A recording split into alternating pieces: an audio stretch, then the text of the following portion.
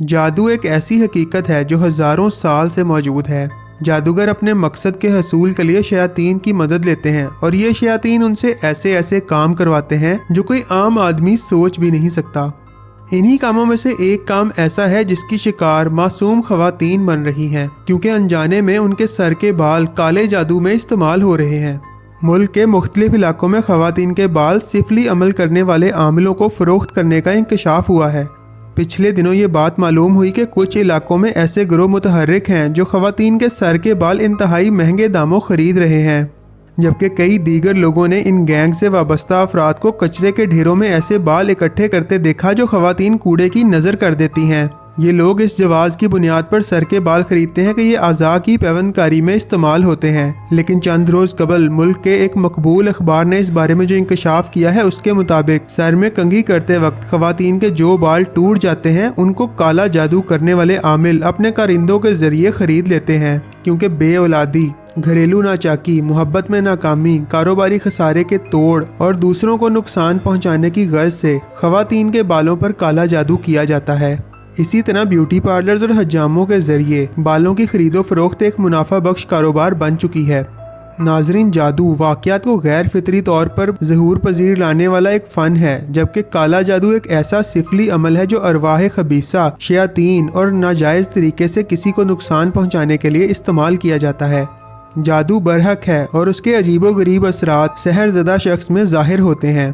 کالے جادو سے متاثر شخص توہمات میں گھر جاتا ہے، بعض صورتوں میں وہ سخت بیمار رہتا ہے اور اسے علاج کا بھی کوئی اثر نہیں ہوتا، البتہ اس کا روحانی علاج کروانا ہی درست عمل ہے۔ عامل لوگوں کو کالے علم کے لیے بعض اشیاء آسانی سے دستیاب ہوتی ہیں، جیسے کالے بکرے کا سر، انڈے، بکرے کی کلیجی وغیرہ، لیکن انسانی ہڈیاں اور خواتین کے ایسے بال جو سر میں کنگھی کرنے کے دوران ٹوٹ جائیں یا پھر مردوں کے کفن کا ٹکڑا جیسی چیزیں حاصل کرنے کے لیے عاملوں کو کافی تگ و دو کرنی پڑتی ہے۔ خواتین کے بال خریدنے کے لیے جہاں ان عاملوں کے کارندے بے وپاری موجود ہیں، وہیں انسانی ہڈیاں اور کفن کا ٹکڑا حاصل کرنے کے لیے یہ قبرستان کے گورکنوں کی خدمات لیتے ہیں۔ یہ گورکن تازہ دفن کی گئی لاشوں سے انسانی ہڈیاں اور کفن کا ٹکڑا منہ مانگی قیمت پر ان عاملوں کے ہاتھوں فروخت کرنے کے دھندے میں ملوث ہیں۔ آج سے چند برس قبل تک گھر کے بوڑھے بزرگ خواتین کے سر کے بالوں اور کٹے ہوئے ناخنوں کو سر عام پھینکنا نحوست کی علامت سمجھتے تھے۔ اس کے علاوہ وہ اس بات کی سختی سے تاکید کرتے تھے کہ بالوں اور ناخنوں کو پھینکنے کی بجائے کسی مناسب جگہ پر دفن کر دینا چاہیے۔ ماضی میں بزرگوں کی باتیں کافی اثر رکھتی تھیں، یہاں تک کہ کسائی بھی بڑی ہڈی سے گوشت صاف کر کے اسے پھینکنے سے پہلے توڑ دیتے تھے۔ جب ان سے پوچھا جاتا کہ آپ ہڈی سے گوشت صاف کر کے اسے توڑ کیوں دیتے ہیں، تو جواب ملتا کہ باپ دادا کی روایت ہے کہ ثابت ہڈی سفلی عمل یعنی کالا جادو کرنے والے کے کام آتی ہے، لیکن موجودہ دور میں ان باتوں پر بالکل بھی دھیان نہیں دیا جاتا۔ یہی وجہ ہے کہ خواتین کی لاپرواہی کی وجہ سے ان کے سر کے بال کوڑا کرکٹ کے ڈھیروں تک پہنچ جاتے ہیں اور ایسے انسانیت دشمن لوگوں کے ہاتھ لگ جاتے ہیں جو شیطان کے چیلے کہلاتے ہیں۔ کتنا افسوسناک امر ہے، ایک عورت کی لاشعوری کے بعد جب یہ بال سفلی عمل کرنے والوں کے ہاتھ لگتے ہیں تو وہ ان بالوں کے ذریعے جادو کر کے کتنے معصوم انسانوں کو اذیت میں مبتلا کرتے ہوں گے، اور یقیناً اس کا اثر ان خواتین پر بھی پڑتا ہوگا جن کے بال اس شیطانی کام میں استعمال ہوتے ہیں۔ دین اسلام میں جادو کو حرام قرار دیا گیا ہے اور اسے سیکھنے اور سکھانے والا دونوں دوزخی ہیں، کیونکہ یہ بندے کو اللہ اور اس کے رسول کے احکامات سے دور کر دیتا ہے۔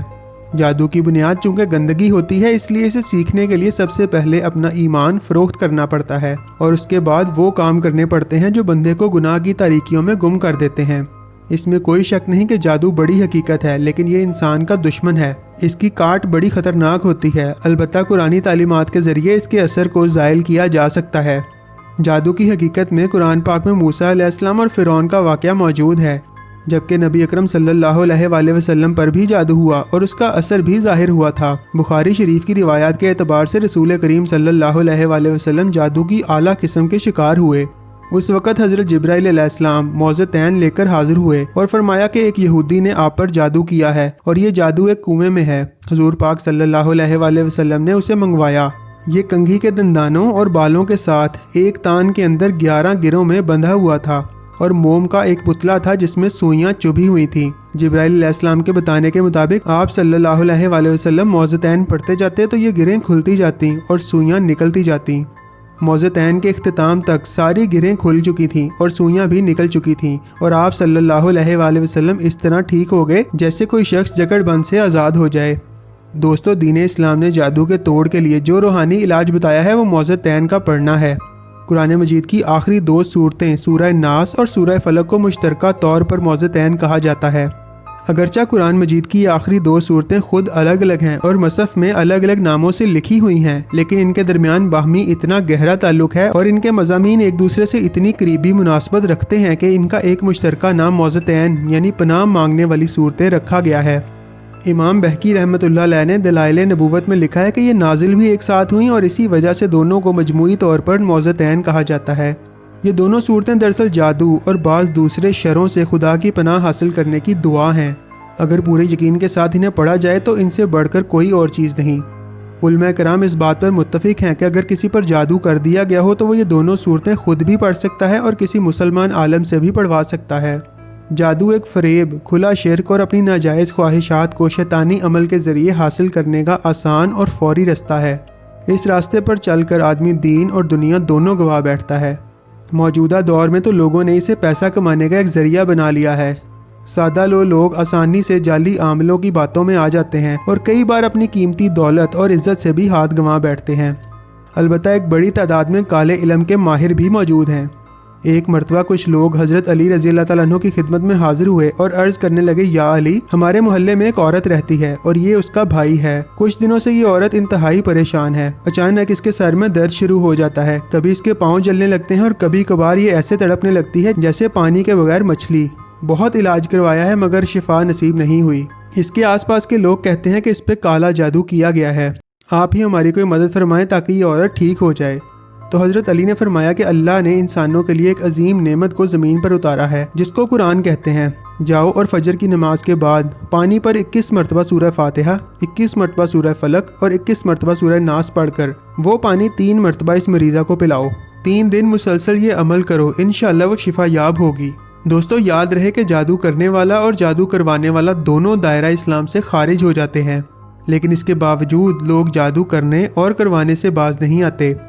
جادو ایک ایسا علم ہے جو ہزاروں سالوں سے موجود ہے، جو نسل در نسل آگے منتقل ہو رہا ہے۔ کچھ لوگوں نے اس علم کو کتابوں کی شکل میں بھی منتقل کرنے کی کوشش کی، لیکن انسانی تاریخ میں ایک کتاب ایسی ہے جسے جادو کی دنیا کی سب سے مستند کتاب سمجھا جاتا ہے۔